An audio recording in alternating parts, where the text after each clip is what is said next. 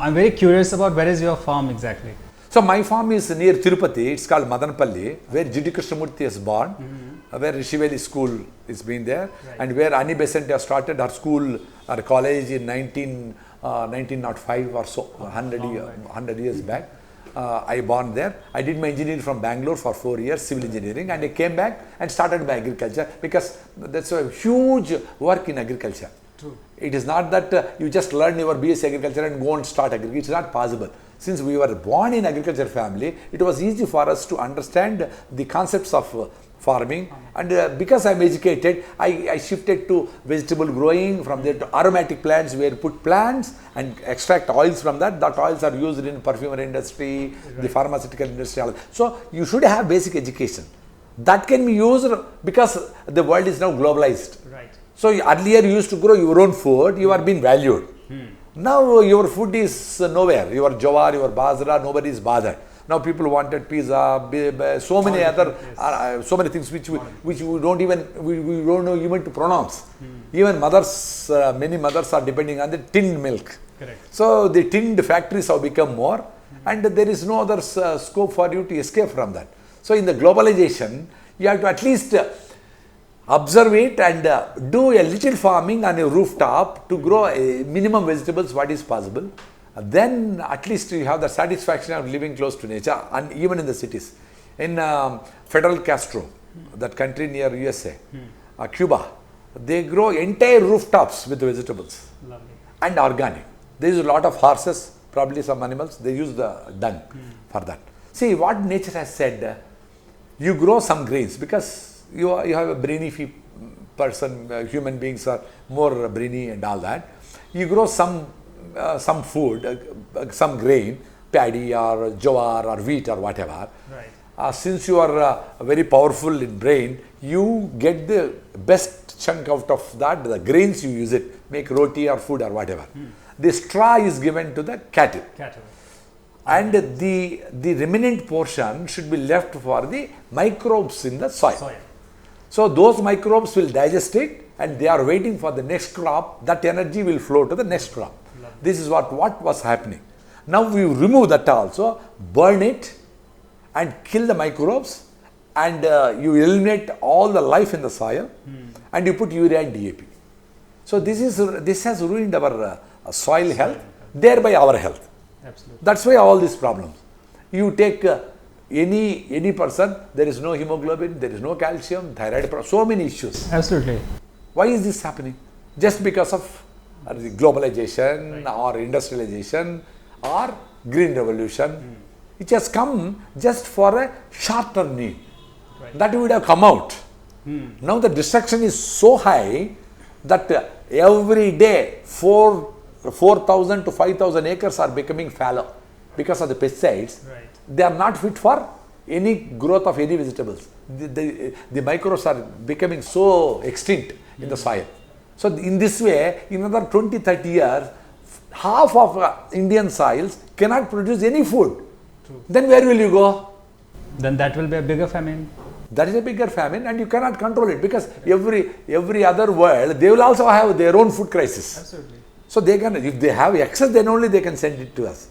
So each one should be self-sufficient. Correct. So this is going to be a big disaster in the future. That's been estimated by many scientific. Absolutely. There's data available, of course. We just have to Google. We are not threatening it. Absolutely. No, it's an information. It's not like scaring people, but it's all about information and education. They can also see the data on Google, newspapers, everything. It's everywhere available. There was a global conference on this climate change. Yes. They have also said that a lot of cities will go under the water because of this wrong practice of humans. Definitely, I agree with you. Now, we'll talk about this intermittent fasting. Is it really helpful? See, it is a simple thing. Earlier days, we used to call it Ekadashi Upavasam. So you fast for one day.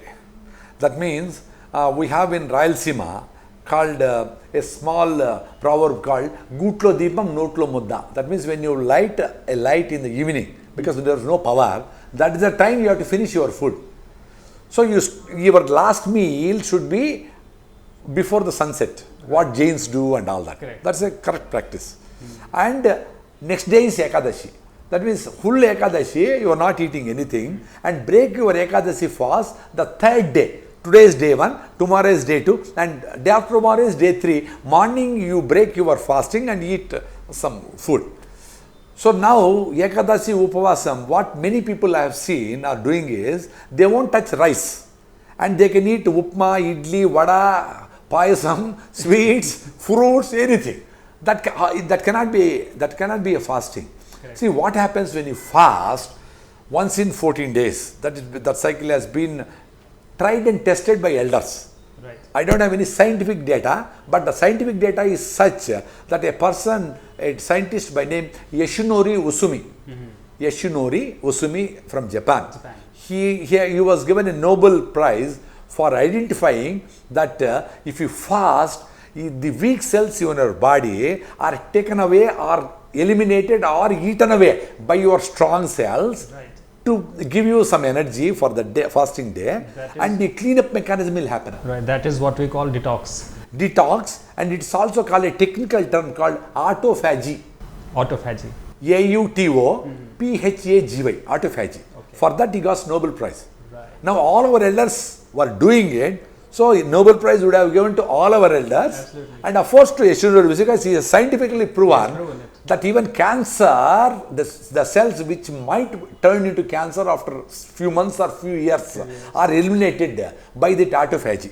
And intermittent fasting, that means you eat in 8 hours 2 times and stop for another 16 hours. Correct. No food. That means morning 8 or 10 you eat once, and evening 4 o'clock you close it, and 4 to till next day morning you won't eat anything. Nothing happens.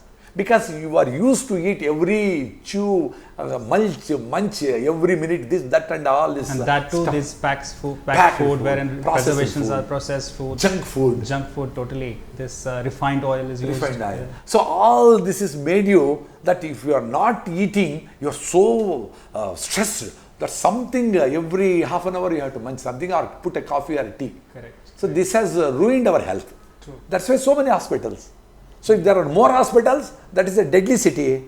This is not an improvement. True. And many of the people living in abroad, they are saying, we will buy a nice flat for you next to the hospital so that when you have a heart attack, you can go easily. So that old fellow is sitting and looking at the hospital. When I will get heart attack, when I can go to the hospital. A man, you start walking, live in your village, be happy with your friends there, and you spend your old age by playing, cutting jokes, and whatever in villages you have people who have free time there. Just simply chat for them. Spend some 100 rupees and get fresh groundnuts and just put it there. Everybody will eat and joy will come, just flow like that, no? Very true. So why you want to, just for the sake of health, you are coming. When you have health issues, you can anyway go there. Absolutely. Emergencies are accepted, but why to wait for that? Why to create that emergency? We need to think how we can avoid that. See, to be happy, you have 4 hormones.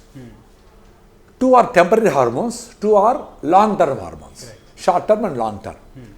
The short-term hormones, the top one is endorphins. When you work out, when you do running, stretch, this, dance or whatever, you get endorphins with exercise, shuttle. So that will say for a short period. If you don't do shuttle for 1 week or 10 days or 15 days, you are again dull, I'm not well. So you want to run, you want to jog, you want to play sports and all that. So that will go when you don't do it. Not immediately in one day. Some people don't know, if I can't wait, if I don't walk today, I am so stressed. Nothing, it's only mental ability. So that you can, so that is short term. So another short term hormone is called dopamine. That means when you buy a car, when you buy a TV, you will have that kick, new car like that. But when you do puja, the new car, you take it to a temple and do puja with lime and things and all that. When you turn it, the auto fellow will come and hit it. Your dopamine is gone. So you are stressful that day. You can't sleep. You are so stressed. You wear a nice shirt in the bus or auto. It is torn off. It's gone. So with materialistic happiness cannot last long. You put a TV, 50-inch TV for 30,000, and the first advertisement 60-inch TV 20,000. You are finished. That's what is happening now. You buy a new cell phone, again with new features, 5,000 less, finished. So you leave alone all that. So with whatever is minimum required, if you have 4 shirts, if you don't want to buy a 5th shirt, you are a Buddha.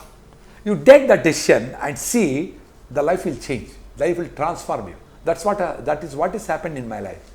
Amazing. So if my collar is gone, if my shirt is okay, I'll remove the collar by paying 20 rupees my friend Kiran. So I'll sit with him and chat like this. He's very happy to see me there. And I pay 20 rupees and change this collar, reverse it. So that the internal one will come here, the button will go that side. Right. And that shirt can stay for another 5 years with the cloth. See, when you buy a thing, you should always observe how much energy, how much power, how much human hours are being put into that.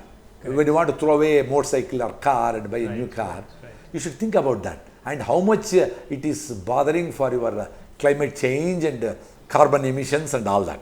If you are so wise, you should live with minimum possible things, and whatever is possible, you should appreciate for that. Because our elders did not have a proper house, proper clothing, but they had proper air, proper water and proper food to eat, and proper people around them to distribute the happiness. Lovely. Amazing, sir. Amazing. Really amazing. And this is, I would say this is an eye-opener for everybody. We need to really consider, we need to rethink how we live, how we talk, how we behave, and how we deal with nature. Very important, sir. And it was really amazing talking to you. I really wanted to talk to you more and more, but time won't allow this time. Maybe next time. Yes. I would really love to see you again, and we'll discuss this topic further. A big thank you from my end. Thank you so much for joining us. For your time. Thank you. Namaste.